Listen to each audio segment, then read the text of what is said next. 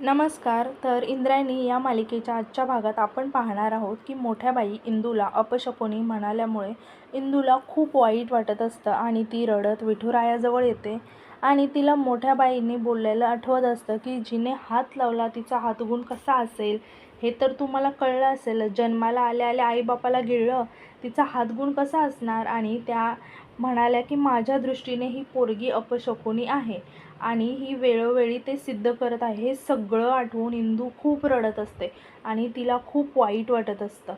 तेवढ्यात तिथे वेंकू महाराज येतात. इंदू रडत रडत त्यांना म्हणते की वेंकू महाराज, मी खरंच अपशकुनी आहे का हो? वेंकू महाराज इंदूला म्हणतात की हे बघ इंदू, मी काय सांगतोय ते नीट ऐक. आपण सगळे विठुरायाची लेकरं आहोत. मग आपला विठुराया त्यांच्या लेकरांमध्ये हा शकुनी अपशकुनी असा भेदभाव करेल का? इंदू रडत रडत म्हणते की तुम्ही माझ्यावरती माया करता ना, म्हणून असं बोलता. मोठ्या बाई बोलल्या ना, तेच झालं. मी धान्याच्या पोत्यांना हात लावला आणि त्यामुळेच कोटी घराला आग लागली. वेंकू महाराज तिला समजावतात, म्हणतात की बाळा तसं काही नाही आहे. इंद्रायणी म्हणते की तसंच आहे, याआधी तुम्ही पोत्यांना हात लावायचा तेव्हा असं कधीच घडलं नव्हतं, मग आजच कसं घडलं? मी माझ्या आईबाबांना पण आणि ती म्हणते की मी अपशकुनी आहे आणि ती रडायला लागते आणि म्हणते मी अपशकुनी आहे, अपशकुनी आहे आणि खूप रडत असते. वेंकू महाराज तिला जवळ घेत शांत करतात. दुसरीकडे आपण पाहतो की मोठ्या बाई त्यांच्या रूममध्ये असतात. तेवढ्यात तिथे प्रेमनाथ येतो आणि तो मोठ्या बाईंना म्हणतात की सासूबाई, हे काय ऐकतोय की आपल्या घरात आग बी? आणि तो म्हणतो की ही आपोआप लागली की काय? मोठ्या बाई त्याच्याकडे रागाने बघतात. प्रेमनाथ हसत म्हणतो की नाही सासूबाई, मी विचारू शकतो ना, आपली टीम आहे ना, अशी कशी आग लागली? मोठ्या बाई चिडून प्रेमनाथला म्हणतात की जेवण झालं का तुमचं? फुकटचं गिळायचं आणि गप्प पडायचं. तेवढ्यात तिथे अंताजी पण येतात आणि प्रेमनाथला बघून म्हणतात की काय जावई बापू, कपाळावर आट्या आहेत, जेवण आवडलं नाही की काय? प्रेमनाथ म्हणतो की नाही, जेवण बेस्ट होतं. ते सासूबाईंची चौकशी करायला आलो होतो ना, त्यांची तब्येत ठीक आहे ना, ते बघायला आलो होतो. अंताजी हसत म्हणतात की त्यांना काय धाड भरली आहे, ठणठणीत आहेत त्या. प्रेमनाथ म्हणतो की त्या ठणठणीत आहेत, पण कोटी घरात आग लागली ना. हे ऐकून मोठ्या बाई घाबरतात थोड्या आणि की प्रेमनाथ अंताजीसमोर हे सगळं बोलतोय आणि टेन्शनमध्ये येतात. मग प्रेमनाथला म्हणतात की धडधाकट दिसते ना, मग आता निघा. मग प्रेमनाथ पण घाबरून तिथून निघून जायला लागतो. अंताजी म्हणतात की काय म्हणत होता तुम्ही, आग लागली ते? मोठ्या बाई प्रेमनाथला म्हणतात की मी सांगते, आत्ताच आलेत ना ते बाहेरून, तुम्ही जा. मग प्रेमनाथ तिथून निघून जातो. अंताजी म्हणतात की काय म्हणत होते जावई बापू, दिग्रजकरांच्या घराला आग? दुसरीकडे आपण पाहतो की वेंकू महाराज इंदूला समजावत असतात. ते म्हणतात की इंदू बाळा, मी काय सांगतोय ते नीट ऐक. हे जग खूप मोठं आहे. या जगात एकाच वेळी अनेक चांगल्या वाईट गोष्टी घडत असतात आणि त्यावर आपलं काही नियंत्रण नसतं. एकाच वेळी कुठेतरी सूर्य उगवत असतो तर दुसरीकडे दिवस मावळत असतो.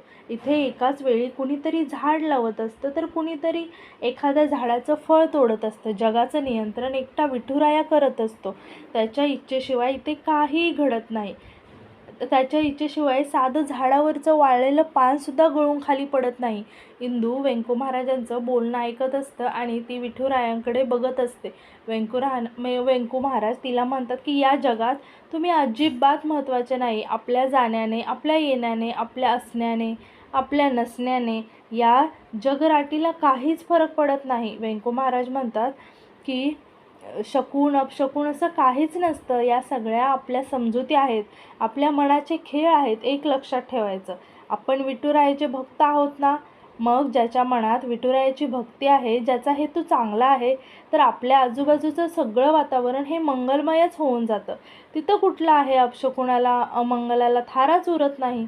ते इंदूला म्हणतात की तू आणि मी हरीचे दास आहोत, त्यामुळे या कल्पनेतून बाहेर ये. सगळा करता धरता एकमेव विठुराया आहे. आणि ते इंदूला म्हणतात की नाही ना करणार असा परत विचार. इंदूला पण त्यांचं म्हणणं पडतं आणि ती म्हणते की नाही, विठुराया आपला पाठीराखा आहे. मग ते विठुरायाला हात जोडतात. दुसरीकडे मोठ्या बाई अंताजींना विचारत असतात की तुम्ही ते पोपटरावांच्या जावयासोबत टेबल लावणार होता ना, त्याचं काय झालं? टेबलानं तुम्हाला आसमान दाखवलं की जमीन? अंताजी मोठ्या बाईंवर चिडत म्हणतात की हिशोबात राहायचं. आणि ते म्हणतात की थांब दाखवतो आणि खिशातून खूप सारे पैसे काढतात. एवढे पैसे बघून मोठ्या बाई आनंदाने म्हणतात एवढे पैसे? म्हणून त्या पैसे घ्यायला जातात. अंताजी त्या पैशावर हात ठेवतात आणि म्हणतात की मला काय म्हणायचे तू, काम ना काजी अंताजी, आता म्हणायचं एकच बाजी अंताजी. मोठ्या बाई म्हणतात की हो हो असं म्हणत त्या पैसे घेतात आणि म्हणतात की टेबल चांगलाच फिरला तुमचा आज. अंताजी म्हणतात की पोपटरावचा जावई पेरून खातच उडाला आज, असं म्हणून ते दोघेही हसायला लागतात. मोठ्या बाई पैसे मोजत असतात. अंताजी म्हणतात की मोजत राहा मोजत राहा. हे सगळं झालं त्या गोप्यामुळे आणि पत्त्यांच्या पानांना हात लावला आणि नशीबच बदललं. मोठ्या बाई म्हणतात की त्या झिपऱ्याचं कशाला नाव घेता. अंताजी म्हणतात की तो पहिला पुतण्या आहे जो काकासाठी शुभ शकुनी आहे. मोठ्या बाई म्हणतात की अहो शकून वगैरे असं काही नसतं, तुम्ही चांगलं खेळला म्हणून जिंकला. अंताजी हसत म्हणतात की गोप्या तुझ्यामुळे गोष्टी झाल्या सोप्या. मोठ्या बाई म्हणतात आता उद्याच मी फूड प्रोसिजर घेते. मग अंताजी म्हणतात की घे घे सगळं घे, वॉशिंग मशीन घे, प्रेशर कुकर घे आणि मला त्यात बसव आणि फिरव घरा असं म्हणून मग ते दोघेही हसायला लागतात. मोठ्या बाईंना पैसे बघून खूपच आनंद झालेला असतो. दुसऱ्या दिवशी सकाळी आपण पाहतो की शकुंतला नारायणीला डब्बा आणून देते आणि म्हणते की नारायणी जा कोटी घरातून तांदूळ घेऊन ये.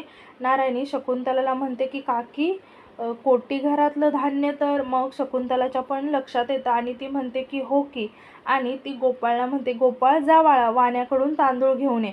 गोपाळ जायला लागतो. तेवढ्यात अंताजी तिथे येतात. त्यांच्यासोबत काही माणसं पण असतात जी पोती घेऊन आलेली असतात. सगळेजण अंताजीकडे आश्चर्याने बघत असतात. अंताजी टेबलावर पैसे ठेवत म्हणतात की हे पैसे घ्या, वाण्याकडे सगळ्या सामानाची लिस्ट दिलेली आहे, लागलं तर अजून मागा. पैसे बघून शकुंतला आश्चर्याने विचारते की भाऊजी हे पैसे. अंताजी गोपाळकडे बघून म्हणतात की गोप्या तुझ्या आईला सांग की मी हे जे पैसे देतोय सामान आणतोय ते व्यंकटला सांगू नकोस. आणि म्हणतात की तसं त्याला सांगितलं तरी मला काही फरक पडत नाही, पण कसं आहे ना, त्याला सांगितलं की तो 10 प्रश्न विचारणार, कुठून आले पैसे, कसे आले पैसे, पैशा आणि प्रश्नांचा भडीमार सुरू होणार. मग माझी आणि त्याची भांडणं होणार, जोरदार भांडणं होणार. ते टाळायचं असेल ना तर ही गोष्ट आपल्यातच राहू द्या. आणि अंताजी म्हणतात की आपल्या घरातलं लेकरू उपाशी राहिलेलं चालणार नाही अंताजीला, आणि ते तिथून निघून जातात. शकुंतला, नारायणी आणि गोपाळ एकदम शांत असतात आणि एकमेकांकडे बघत असतात. तर दुसरीकडे इंदू आणि आदू खेळत असतात. तेवढ्यात दत्तोबा तिथे येतात आणि इंदूला विचारतात की काय झालं, तुला काही झालं नाही ना बाळा, आग लागली होती, कुणाला काही झालं नाही ना. इंदू सांगते की कोणाला काही नाही झालं, पण कोटी घरातलं सगळं धान्य जळून खाक झालं. तेवढ्यात तिथे सुशीला येते आणि दत्तोबाला म्हणते की आल्या आल्या काय हिच्यासोबत बोलत बसलाय, मला तुमच्याशी लय महत्त्वाचं बोलायचं आहे, इथं दुसरी आग लागली, चला. म्हणून ती दत्तोबांना ओढत आतमध्ये घेऊन जाते. इंदू विचारत पडते की आता नक्की काय झालं असेल, आणि ती आदूला म्हणते की आदू थांब मी जरा आले. आदू म्हणतो की अगं पण तू डाव सोडून कुठे चालली. इंदू म्हणते की मी आल्यावर घेते, तू थांब, असं म्हणून ती आतमध्ये जाते. सुशीला दत्तोबाला काहीतरी सांगत असते. तेवढ्यात इंदू पण तिथे येते. सुशीला तिला बघून चिडते आणि म्हणते काय तुझं मागं मागं, थोबाड फोडीन तुझं, आधीच माझा इथे जीव चाललाय, त्यात तुझं मधी मधी निघ इथून, असं म्हणून ती तिला बाहेर काढून दार लावते. इंदू स्वतःशीच म्हणते की आत्याला काय झालं असेल, एवढी का चिडचिड करते ती, लयच टेन्शनमध्ये दिसते ती. तेवढ्यात आदू पण तिथे येतो आणि इंदूला विचारतो इंदू काय झालं, चल आपण खेळायला जाऊया. पण इंदू मागे वळून दाराकडेच बघत असते. मग आदू तिला ओढत खेळायला घेऊन जातो. दुसरीकडे आपण पाहतो की गोपाळ आणि इंद्रा अभ्यास करत बसलेले असतात. तेवढ्यात तिथे व्यंकू महाराज येतात आणि म्हणतात की काय रे मुलांनो, काय चाललंय, अभ्यास करताय ना. आणि इंद्राला विचारतात की काय रे इंद्रा कसा आहेस, अभ्यास चालू आहे ना. इंद्रा म्हणतो की हो बाबा, ने एक्स्ट्रा क्लास लावले आहेत ना. व्यंकू महाराज म्हणतात की वा, म्हणजे सकाळी 7 ते संध्याकाळी 7 पूर्ण वेळ अभ्यासातच की, खेळायला वेळच नाही. इंद्रा म्हणतो की बाबा म्हणाले की एकदा की करिअर झालं ना मग खेळायचंच खेळायचं. व्यंकू महाराज म्हणतात की चालू दे करा अभ्यास. गोपाळ व्यंकू महाराजांना म्हणतो की बाबा मला जरा तुमच्याशी बोलायचं होतं, मला प्रयोगासाठी मायक्रोस्कोप घ्यायचा होता, तो जर आता घेतला ना तरच तो मला भविष्यात पण उपयोगी पडेल. व्यंकू महाराज म्हणतात की अरे मग घेऊ की, शेवटी विज्ञान किती महत्त्वाचं आहे, चांगल्यापैकी घेऊ आपण तुला. मग गोपाळ खुश होतो आणि त्याला काहीतरी आठवतं. तो व्यंकू महाराजांना म्हणतो की बाबा जरा 1 मिनिट या ना इकडे.